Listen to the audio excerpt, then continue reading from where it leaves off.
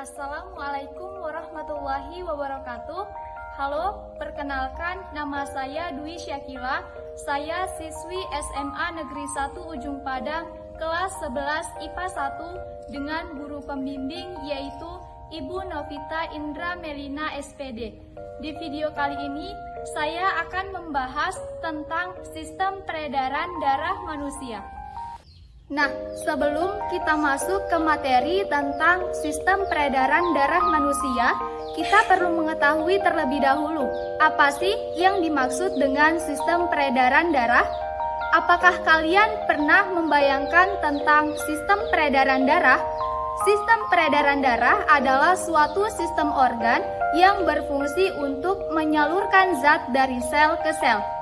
Sebelum kita masuk ke materi tentang sistem peredaran darah, kita juga perlu mengetahui apa saja sih organ yang termasuk dalam sistem peredaran darah. Organ sistem peredaran darah yang pertama yaitu jantung. Jantung adalah organ sistem peredaran darah yang berfungsi untuk memompa darah ke seluruh tubuh. Jantung memiliki 4 ruangan. Yang pertama, serambi kiri, serambi kanan, bilik kiri, dan juga bilik kanan. Organ sistem peredaran darah yang kedua yaitu pembuluh darah. Pembuluh darah adalah organ sistem peredaran darah yang berfungsi untuk mengalirkan darah ke seluruh tubuh atau sebaliknya. Nah, secara garis besar, pembuluh darah dibagi menjadi 3 jenis. Yang pertama, pembuluh darah vena, yang kedua, pembuluh darah arteri, dan yang ketiga yaitu pembuluh darah kapiler. Selanjutnya, organ sistem peredaran darah yang ketiga yaitu darah. Darah adalah organ sistem peredaran darah yang utama. Darah memiliki fungsi sebagai kendaraan untuk mengangkut nutrisi, oksigen, zat-zat, serta antibodi ke seluruh tubuh. Komponen-komponen darah ada 4, yaitu plasma darah, sel darah merah, sel darah putih, dan juga trombosit. Nah, setelah teman-teman mengetahui organ sistem peredaran darah, selanjutnya kita akan membahas tentang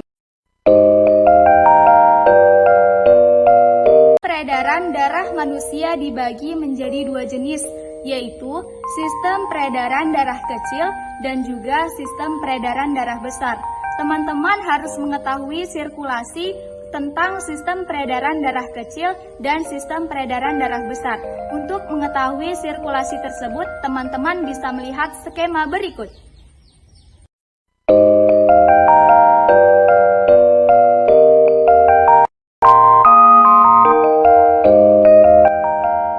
Sekarang kita akan membahas tentang sistem peredaran darah yang pertama, yaitu sistem peredaran darah kecil. Sirkulasi sistem peredaran darah kecil dimulai dari bilik kanan, kemudian darah dialirkan ke paru-paru melalui pembuluh arteri pulmonalis. Dari paru-paru, darah dialirkan ke serambi kiri melalui vena pulmonalis. Peredaran darah kecil berlangsung saat darah yang mengandung karbon dioksida, sisa metabolisme tubuh, mengalir ke bilik kanan. Dari bilik kanan, darah dialirkan ke paru-paru melalui pembuluh arteri pulmonalis. Nah, di paru-paru, darah yang mengandung karbon dioksida akan mengalami proses pembersihan darah atau proses pertukaran darah yang tadinya darah mengandung karbon dioksida menjadi darah yang mengandung oksigen. Nah, darah yang mengandung oksigen ini akan dialirkan ke serambi kiri jantung melalui vena pulmonalis untuk diedarkan ke seluruh tubuh.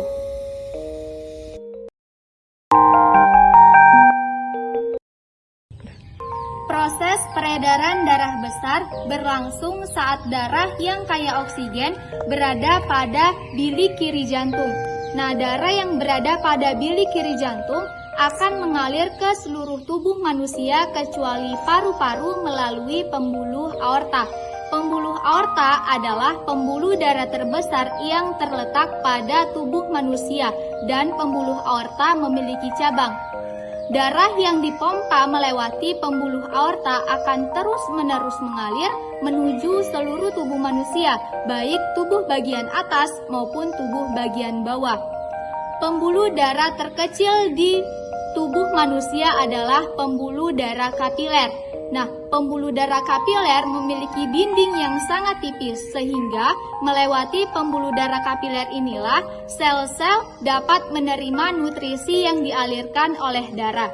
Kemudian, darah yang mengalir ke seluruh tubuh akan kembali lagi ke jantung ke daerah serambi kanan melalui pembuluh vena cava. Serambi kanan akan mengangkut zat sisa metabolisme tubuh seperti contohnya karbon dioksida untuk mengalami proses pembersihan darah atau proses pertukaran darah dari yang tadinya darah yang mengandung karbon dioksida menjadi darah yang mengandung oksigen. Baik, setelah kita memahami tentang organ sistem peredaran darah dan juga mekanisme sistem peredaran darah, di sini selanjutnya kita akan membahas tentang gangguan yang terjadi dalam sistem peredaran darah. Ada banyak sekali gangguan yang terjadi dalam sistem peredaran darah. Di sini saya hanya mengambil beberapa sampel saja. Contohnya yaitu tekanan darah tinggi, stroke, penggumpalan darah, gangguan jantung, dan juga varises pembuluh darah. Ada berbagai cara yang dapat kita lakukan untuk menanggulangi resiko gangguan yang terdapat dalam sistem peredaran darah tersebut. Nah, contohnya adalah yang pertama, pertahankan berat badan yang sehat atau berat badan yang ideal. Yang kedua, jangan merokok. Kemudian, berolahraga secara teratur. Yang keempat, perbanyak makan makanan yang bergizi, contohnya seperti sayuran dan juga buah-buahan. Dapat kita simpulkan teman-teman bahwa sistem peredaran darah sangat bergantung terhadap kelangsungan hidup manusia. Dengan adanya peredaran darah, nutrisi dan juga oksigen dapat diterima oleh sel-sel yang berada di seluruh tubuh manusia. Dengan begitu, kita harus menjaganya. Lebih baik mencegah daripada mengobati. Nah, sekarang teman-teman sudah mengetahui kan tentang sistem peredaran darah manusia. Semoga apa yang saya sampaikan bisa bermanfaat untuk teman-teman semua. Jika teman-teman ada saran, teman-teman boleh letak di komen supaya kita bisa belajar bersama-sama. Saya akhiri presentasi saya sampai di sini. Maaf apabila masih banyak kekurangan saya dalam menjelaskan materi ini. Terima kasih. Wassalamualaikum warahmatullahi wabarakatuh.